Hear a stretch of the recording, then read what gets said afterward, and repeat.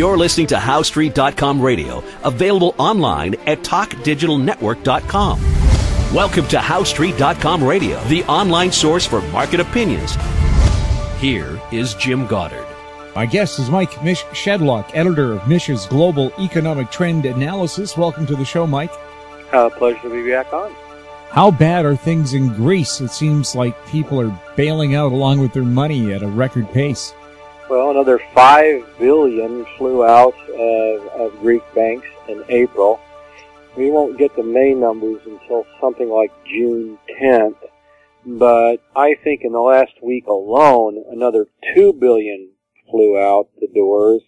So that puts the total Eurozone liabilities at about $117 billion and counting, and I suspect it's going to be well over $120 billion when we finally see May numbers because of the acceleration.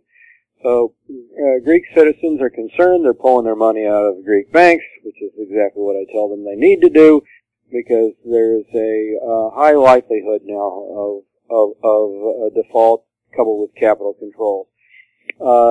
Deutsche Bank came out today and thought that there was a 70% chance of default. PIMCO co-founder, no longer with PIMCO, El Orion, came out yesterday and he said he thought that there was a 60% chance. So people are waking up to the possibility that it's quite likely or not. What's the impact on us if Greece decides not to pay this back? I don't know if there's a impact on the U.S. directly, but we're likely to see some fluctuations in the euro. Of course, that will may affect some various trade issues. But the question here is then, what does this ultimately mean for Europe, the EU, the Eurozone? I mean, the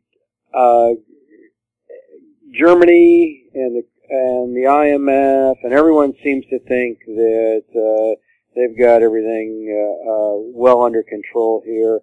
This is we're talking about $125 billion hit to taxpayers. That's just in Target 2 imbalances. That's not anything to do with the debt. And then, of course, if Greece goes this way, what does Spain do? What does Italy do down the road? We have a huge rise of Euroscepticism in Poland, the latest Polish election. The president of Poland is largely a ceremonial position, but they can propose legislation. That person is a Eurosceptic now, and of course we've got the largest turnout ever for UKIP, although it didn't translate into parliamentary seats in Europe. So people are upset about jobs, they're upset about immigration, they're upset about an alleged recovery that's essentially not benefiting them. What would happen to the average Greek person if they default? It would be really bad news, depending upon what policies the government puts in place, and the leftist policies of Greece leave a lot to be desired. If Greece would do this the smart way and if Greece had a current account or a primary account surplus, which they did last year, but they no longer do, Greece would have been able to weather this a lot better. But Greece is going to need to depend on external creditors now. There aren't going to be external creditors. That means that Greece is definitely going to have to go back to the drachma or come up with a new currency with a new name, and the value of that currency will plunge. There's a good aspect of that. It'll make Greece more competitive if Greece reforms.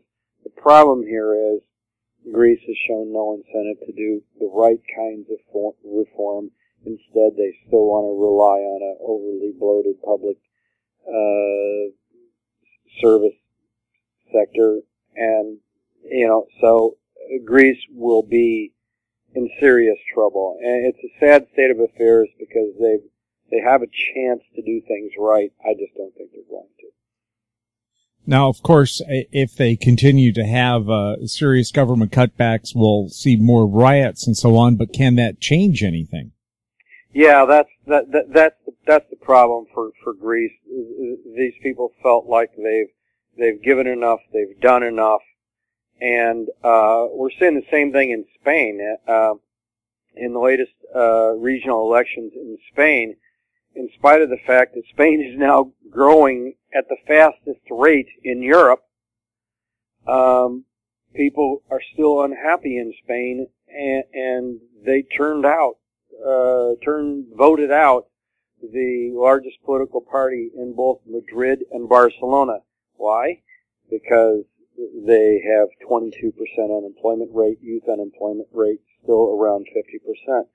So in spite of the economy that seems to be doing better, people on an individual basis, the unemployment rate has fallen from 25% to 22%. Well, that's not enough to make a lot of people happy. So they're turning out votes for establishment parties, and one of them is Podemos, and they have actually a Eurosceptic platform. So every country is worried about the same issues: jobs, immigration, growth, that's affecting the people, not just a freaking number that says GDP is going up. Is there going to be an overall sense of desperation in a lot of places in Europe? Say that again? Is there going to be an overwhelming feeling of desperation in a lot of these countries in Europe? There's desperation, and there's also just a sense of giving up. People expected more out of Syriza. They expected more out of Prime Minister Tsipras, who they expected to stand up to the IMF, the Troika, but it didn't turn out that way. It seems like every step of the way these officials are giving in, and certainly there's a lot of desperate people, but there's a lot of frustrated people as well. They expected more out of these leaders. Of course, we see that in politics in general. You can promise the world, but it's very hard to deliver it. We'll have more with Mike Shedlock right after this. More and more people are looking to the Internet for intelligent, riveting, and thought-provoking interviews. To advertise on the Goddard Report and TalkDigitalNetwork.com, call 604-699-8600, 604-699-8600. Welcome back. We're speaking with Mike Shedlock, editor of Mish's Global Economic Trend Analysis. Is there anything practical they can do in places like Greece and Spain to turn things around? Yeah, and Italy is still languishing with debt to GDP ratio, I think, of about 140%. So Italy's problem doesn't seem to be getting any worse, but it doesn't seem to be getting any better either. And, one has to wonder here, too, what happens if China continues to slow, which I think it will, and if the U.S. heads into recession. That certainly won't do Europe any good at all. Everyone is hoping to revive their export sector, but everyone can't run a trade surplus with everyone else. Mathematically, it's impossible. And in Europe, they still have not fixed any of the structural problems. They've not fixed the differences between, say, Germany and France, and France and Italy, and Germany and Spain. So all of these adjustments are coming on the backs of the taxpayer, and that's not good. Meanwhile, Mario Draghi gave a speech the other day calling for a more united Europe. Well, what does that mean? That means more mutualization of debt, and of course that's exactly what Germany doesn't want. Thanks a lot for talking with us, Mike. My guest has been Mike Shedlock, editor of Mish's Global Economic Trend Analysis. You're listening to HowStreet.com radio. Find us on Twitter at Talk Digital Net. Our YouTube channel is Talk Digital Network. Comments about the show can be sent to info@HowStreet.com. I'm Jim Goddard.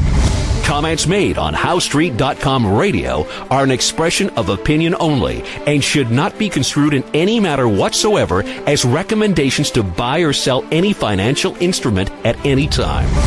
Available online at TalkDigitalNetwork.com. HowStreet.com radio is a production of HowStreet Media Incorporated.